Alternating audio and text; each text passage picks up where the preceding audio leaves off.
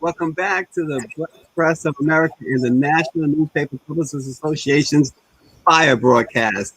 Amber Pickens is celebrating Black History Month in a huge way. The dancer, actress, and singer has added author to her long list of titles with the release of Blooming Emotion, a coloring book that celebrates Black history in the performing arts through dance. Amber originally her original illustrations, I should say, honor nearly 24 dance legends, including dancers and entertainers Alvin Ailey, Eartha Kitt, and Debbie Allen, whom she met as a fourth grader.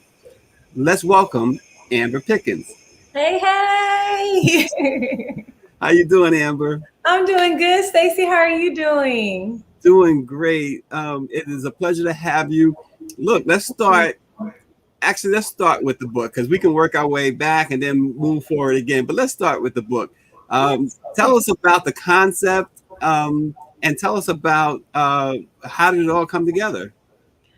Well, Blooming Emotion is just like you said, just a celebration of Black history in the dance world. And it's a love letter to my inner child as well, because growing up in the predominantly ballet world, I didn't see a lot of representation. I didn't see myself in these images. And I always wondered, like, why? And during a lot of time, I would question a lot of things like my body, my look, my hair, like my hair can't slick back in a bun like my friends can, and in my curves. And like, I just had all these questions growing up, even throughout college. And so learning about all these figures and their legacies and the impact they've made on so many of us just truly showed me the importance of representation. And I constantly ask myself as an artist and as a young Black woman, what am I supposed to be doing? What is my responsibility as an artist? And so throughout this quarantine, I was just reflecting on things. And I was like, oh, I want to do something to celebrate our history, because it's not just Black history, it is American history. And that's another thing. I want the kids in the future to look into these dance history books and see all of these people. I don't even want it to be like Black history and then this history over here. I want them to look in it and read about Janet Collins and Debbie Allen and Alvin Ailey. But I was reflecting one day and just thinking about things. I said, I want to create a coloring book that celebrates the Black dancers and the dance and their legacies. And at first I was going to reach out to someone about doing the illustrations. And then I told myself, you have nothing but time right now. Like, you're living in a quarantine. You can do this, because I'm also a visual artist. And I just started sketching and researching poses. And then I thought about flowers to dedicate each one of them flowers. I just kept going. Going and creating until it was finished. Well, and you talked about we talked about Debbie Allen. Debbie Allen is in the book, and she also wrote something about the book. Tell us that. Yeah. Tell us about that. Well, I definitely wanted to include Miss Allen because she's made such a huge impact on my life. Like you said earlier, I met her in fourth grade. She had a dance camp that traveled to Dallas every year. And so we would go to TCU, and she just exposed us to so much African dance, flamenco, ballet, tap, modern, everything. And she exposed us to these masters from all around the world. So she exposed kids from Oak Cliff to like flamenco from a teacher straight from Spain. And it was just so special. And she really pushed us to think beyond ourselves, to always think of ways to give back to our communities, and then always remember to honor those that came before us. And also that dance is going to open so many doors for us, that it's not just about being a dancer, but really being an ambassador of the art. So she planted that seed in our minds at a young age. And now just looking back at all the things that she's done, I was like, oh my gosh, I definitely have to include her, because she's like the first person I thought about, because her story has impacted so many lives, and it will continue to. She started off as a dancer, and now she's one of the top directors in Hollywood. I mean, she was the director for the pilot of Fresh Prince of Bel-Air, and she was the reason why the film Amistad became a thing. So it's just like so many things. I mean, A Different World, it's like the list goes on and on. And so when I reached out to her, just to let her know, just to get her blessing, like, I'm doing this, and I just want to see how you feel. Not only was she excited, but she made time to share a quote, and she was just saying, she was proud to be in the book, and it's so important for young, like Black and brown girls to see these images. And it really is, because like I was saying earlier, without that representation in the arts, we begin to question ourselves, like, am I enough? Like, what's, you know, what's wrong with me? Why am I not, why is the image of me not in the forefront? But so to get that, to be reminded and to just be uplifted in any way, I think is so important. And I feel like I'm just doing what my role is to make a change, even if it's a little change, like something that I can do just to bring that image to children, youth, and adults, because so many adults still battle with that as well, like that yearning for representation and celebration of our culture. Yeah, absolutely. The book is called Blooming in Motion. There it is. Yeah, and you know, it's interesting because you talk about Debbie Allen, dancer, choreographer, and someone who's gone on to do so much. But you, Amber, you've gone on to do a lot. What's it? Law and Order, SVU. That was so much fun. Oh my gosh. Yeah, tell us about that. That was dope. I got to do it last year, right before the quarantine, actually. So I feel blessed that God was able to squeeze that in for me. But from the moment I got the phone call, I was in tears. And even beforehand, because I remember praying going into the year 2020, I was just like, God, I really want to continue to be a part of projects that speak to my spirit. And it's just, you know, it's about something bigger and greater. And I was praying that I would be surrounded by this artist that's all in it, passionate and just ready to work. So when I got the phone call, I was in tears. Even the table read when Mariska walked in, I was about to start crying. And I'm like, I've been looking at this lady on the screen since I was a little girl. And then she walked in, Mariska walked in, she just has that presence. She is the epitome of a boss lady. Like, she comes in and it's a powerful presence, but I love how she still is humble and kind and focused. Like, she made sure to go around and speak to each person, look at us in our eyes and acknowledge us. It was just such a beautiful experience. And that episode was special because it was a part of their, they make history with their 21st season. And also the episode was about dancers that have been taken advantage of and manipulated in the ballet world. So I'm happy that I was able to be a part and just amplify people's stories that have gone through that. Yeah, and you're a Juilliard graduate. Tell us about the ballet world, the dance world, because we know that, like most other places, right, there's a lot of discrimination, especially when it comes to Black women. Could you talk about that? Yes, and I definitely dealt with that throughout those 4 years. And I talk about it in the book as well. I had a teacher, Andra Corvino, and my sophomore year for me was really tough. Like, I wanted to give up. My mom would not let me. I remember one day I came home and I was like, I'm not going back to school tomorrow. My mom was like, no, you're taking your butt to school. But I had a teacher, Miss Corvino, and she saw me giving up on myself because, like I said, I kept questioning, like, what am I doing here? Like, I don't feel like I'm wanted. I don't feel celebrated. I don't feel seen. When I speak up, I feel silenced and ignored. So what's going on? It felt like I just had like a huge crate on me. And I remember her just not letting me give up. And she introduced me to Janet Collins. So I had no idea about Janet Collins before going to the Juilliard School. And she was the first Black woman to dance at the Met. So Miss Corvino approached me one day after class, and she said, you know, they're releasing a book about a biography about Miss Collins, and she's also the cousin of Carmen de Lavalla. She was a huge inspiration in Miss de Lavalla's life, and she's like, I really want you to go to this panel and just learn about her. So if it wasn't for Miss Corvino introducing me to Janet Collins, I would have never known that it was this short, curvy, beautiful Black woman that was in the New York's Metropolitan Opera. I would have never known about her. And it just made it like, oh my gosh, it just gave me so much inspiration, encouragement. And it just fueled my spirit so much that I completely gave up on myself at one point. I definitely was. I feel like my light was for sure being dimmed, and it was a tough time. The education there was incredible, but discrimination was definitely a thing. I mean, they're changing a lot now, which I think is so beautiful. Like Alicia Graff is over the dance department now. Renee Barron is over the liberal arts department. I mean, it's some beautiful, powerful Black women that are making moves there, and I'm so excited for them. But it was a tough time. But after graduating, I definitely had to give time to myself to kind of recover and find my light and my voice again, and just look back on it and look at the beauty that I gained from it, the friendships, the family, the community, the education, the knowledge, all that stuff, and like continue to move forward. But even in the like the industry, I still deal with that today. So it's like it's an ongoing battle of fighting for myself, like making sure that I'm always seen and that my voice is always heard, and that most importantly, that I believe in myself. Because if I don't believe in myself, then I can't expect anybody else to. Yeah, we're talking with Amber Barbie Pickens. Amber, so we're gonna go through a couple of photos here. Yes. and I want you to explain what was going on at that time. So here's the first one. So this is me portraying the Josephine Baker, St. Louis goddess that moved to Paris and just shook up the world.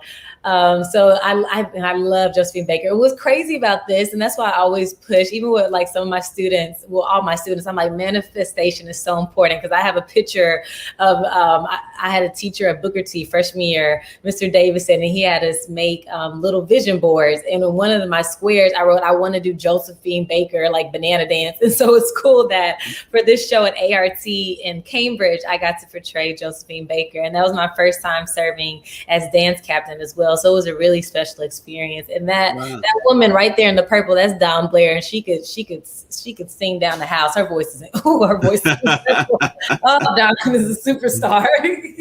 and Josephine Baker, of course, what an incredible story that is in itself. And okay, so here we are. Where's this one? So it is. So my whole solo, because I choreographed a lot. Chanel De Silva, she's an amazing like role model, mentor, big sis. She choreographed, but a lot of my solo was inspired by Josephine Baker's choreography. So I choreographed a lot of it when we were workshopping the Black Clown based off of Langston Hughes's poem. And so I took a lot straight from what I found off of YouTube from her. She was just impersonating like a saxophone. She kicked her leg up. She goes down to a lunge and she's like playing the sax. And I was just like, okay, if she can do it, then I'm going to try to do it too. It was crazy. It's like looking at videos of her. She just was like, she's just going with it. Like when Josephine Baker is on that stage, she just like lets everything out. So I was just trying to embrace that more and more. And it was cool to be able to revisit it, because when we did the workshop, I was like trying to like really work my body, because she's strong, but just very like loose as well. Like, oh my gosh, her movement is just like crazy. So it was dope that I got the chance to actually be brought on for the performance and just really like bring it. And I hope that I made Miss Baker proud. Now, and tell us about this one here. Here's another one. Yeah, so that's from Don't Bother Me, I Can't Cope, written by Mickey Grant. And so this is, we did it in 2016. That was the next year, I think. Or was that? No, that was in 2018 as well. So that was the same year as the Black Clown. And I got to work with Savion Glover, another person I've been looking up to since I was a little girl. It was just dope. And like all these amazing queens in this picture, like they're just all so powerful. I get emotional thinking about it, because it's like, it's so incredible that Mickey Grant is still alive and she was able to come in rehearsal and just talk to us. And she only changed two things. This was written in the 70s. She only changed one thing about Don't Bother Me, and it was that she added Barack Obama's name to They Keep Coming, which is this piece right here. That's the end of They Keep Coming. And for one song, she added Trayvon's Gone in memory of Trayvon Martin. But it was just cool to see how pivotal all their writings and stuff, like Langston Hughes, Mickey Grant. It's so amazing to see how these artists, like what they share with the world then is still so important today. And it's a good thing and a bad thing, because it's showing me that we still have a long way to go, and that we have to keep waking up, that we can't just sit back and ever be like, it's about me. It's always about the greater cause. Like, what is the message that's really being told when people walk away from any performance that I'm a part of? Yeah. So in other words, stay woke, right? You got to stay woke. We definitely have to. I didn't know Fred Hampton was only 21. I was just like, wow, I learned that the other day. I was just like, we can get stuff done. Like, we can really get it done. Yeah, and speaking of getting it done, like we said, Blooming in Motion this month, right? But leading into this month, you did something else phenomenal, Sundance. Yeah. Talk about that. You actually have a film that's coming out. Yeah, so that's super dope too. Because once again, I was writing in my journal in 2019. I said before this year's over, I want to choreograph a feature film. I was very specific, and I started fasting too. I was like, no candy for the rest of the year, and I love sugar. And so one day, my friend, he was like, yeah. Our mutual friend, acquaintance, a musician, Alex, she approached him about dancing in a project, like a small project. She didn't even, I don't think anybody really knew what the project was going to turn into. We said, we really need Lindy Hoppers, and it's going to be based in, Harlem Renaissance. And he was like, that's not my thing. Go ask Amber. Because I'm always telling, especially millennials, like, y'all have to come to Harlem and take Lindy Hop so we can keep, these traditions going and keep up social dance and Black culture, blah, blah, blah. And so he immediately was like, go to Amber. And so she approached me and she was like, hey, I'm a part of a project. We need some dancers. I was like, okay, cool. So she gave me the number for the director and she said, Rebecca Hall. And I was like, Rebecca Hall. And I looked it up. I was like, oh my God, Rebecca Hall. Like, that's so dope. And Rebecca, she was just so down to earth. We talked and she was like, yeah, man, you help me find other dancers. I was like, oh my gosh, for sure. Like, we're in New York City. Of course, I know so many amazing artists. And so I'm already thinking about names and people that could be a part of it. And she was telling me more and more. And I was like, wow, this is bigger than I thought it was. And about Ruth Nega and Tessa Thompson. And then she called back and she was like, would you be interested in choreographing me? And I just was like, this is so crazy. I was super, super excited. So I called my brother, friend, and mentor, Sam Coleman, that's introduced me to the Lindy Hop community in Harlem and in New York City. He even introduced me to like Norma Miller before she passed away at one of her birthday parties. And so I was like, come on, Sam, we're about to choreograph a film. And it was just really cool. So we had private rehearsals with Ruth Nega. That was because Passing is based on Nella Larson's novel about, racial identity, racism, and just the Black culture and like all these different like layers to it. And so we had private rehearsals with her and Amos Mechanic, that's a former Ailey dancer, and all these people that I've literally looked up to since I was a little girl. It's crazy. But it was just such a great experience. Like, Ruth is so passionate. Amos is so passionate. Oh my gosh. And it's like I don't even have the words for how blessed I feel whenever I'm in the presence with these artists, because as soon as they come in, they're just like ready to give. They're ready. My ballet teacher, whenever she felt like we were not giving our all in ballet class, she would always say, why are y'all being selfish? Like, you have this passion, you have this love for the art, so you have to think about sharing it with others. And that's how I feel when I'm in the room with giants like that. Like, they're just giving. And so even though I'm choreographing it, it's an exchange, because I'm learning so much from them. I'm learning so much from them.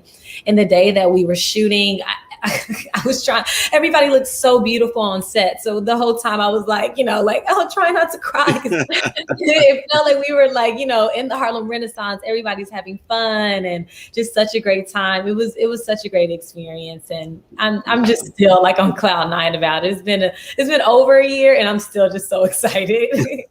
So she's so excited. She's such on cloud nine. She actually said the title of the film, but I'm not sure if everyone caught it. Passing. Yes. And so Passing was written in 1929 by Nella Larson. And it's just, I mean, I cannot believe that even in 2021, we are still dealing with these issues like identity and acceptance and, racism. So I'm so glad that Rebecca decided to invest in this project and really shed light on these stories for these women. Yeah. Yeah. And it's headed to Netflix, I understand. Yes. It just got picked up by Netflix last week. So more people get to see it, because during Sundance, everybody kept asking me, where's the link? And I'm like, they sold out those tickets like within, I think, the first hour, because I didn't even get tickets. So they had to make a special link for us. Wow. So that was an incredible experience, obviously. What do you think you're going to feel when it actually airs on Netflix so a wider audience can see it? Just like I want to scream right now, just like, oh my gosh. Because then even Netflix, I'm always thinking of ways like, oh goodness, what am I going to book that's going to be on Netflix? What is it going to be? So it's just, I don't even have the words, honestly. It's just like beyond excitement. But mostly just really grateful, like really grateful and really humble that God is using me to shed light on stories, to amplify people that feel unseen and unheard and invisible. So I just feel grateful and just so humble and just I'm looking forward to everything else that life has in store. Like, and I just want to keep perfecting my instrument so I can be able to give more. Yeah. Now I remember you telling me that your mom put you into dance because you couldn't stay still. Can you tell that story? Yes, and a lot of people don't know this, but she says I had so much life as soon as she gave birth that she named me Fiesta originally, because Fiesta means party. And she was like, my baby was just full of so much light. So my dad, of course, was like, no. So I went 3 days without a name. And then he came back and he was like, okay, I think Amber will be a beautiful name for her because of the lights, the sunset and all that. But so mom always said that she just said I just had too much energy when I was a little kid. And so she thought that ballet, specifically ballet, would be good to teach me that discipline. And she was for sure right, because they whipped me into shape. They still do. Dance teachers do not play. And it's like, once you're exposed to that discipline, it's ingrained in your mind. You can't forget it. You apply it to any job you have, any interaction. It's like that discipline is so important. So normally we watch a sport, maybe a football game or a baseball game, and the athlete is always saying, thanks, mom. Well, you're saying thanks, mom, aren't you? Always. I have to say that to her every day, because she definitely keeps me on track. And especially in this world, but definitely in the industry of entertainment, you need people, you need your tribe. So I feel so grateful to have my mom by my side. She's such a selfless, intelligent, strong woman, and she's always cheering me on, keeping me motivated. She's like, she'll find stuff about projects I didn't even know about. And she's like, oh, did you know about such and such? She'll just be on the computer later and she'll just send it over. I'm like, how did you know about this? She's like, you need to get on this right now, Amber, right now. And I'm like, yes, ma'am, let me get on it right now. So she's actually managing from afar, huh? Yeah, she is. She definitely is, but a good one. Definitely. All right. Yeah. So Amber, we're listening to you speak so glowingly about dance, but you're also knowledgeable about so many other aspects of culture. So for the young aspiring artists out there, how important is it to be open to information and experience outside of the arts? Oh, wow. It's so important to just go through life being a sponge. I mean, every day, just especially walking down the street in Harlem, I learned so much from my neighbors. Like I can't help but to learn from them because they're so vocal. But I think that it's just like, because if you walk through life with that tunnel vision and such a narrow mind, you'll miss out on everything that life has in store for you. And you'll miss out on the little blessings here and there. Like even throughout this quarantine, I've learned from my dog by going to the park. I'm like, wow, I've learned a lot from him. Like he's only 6 pounds, but I walk him through the park and just how he's calm, he's at peace. He's like, all he cares about is like, like going outside and eating.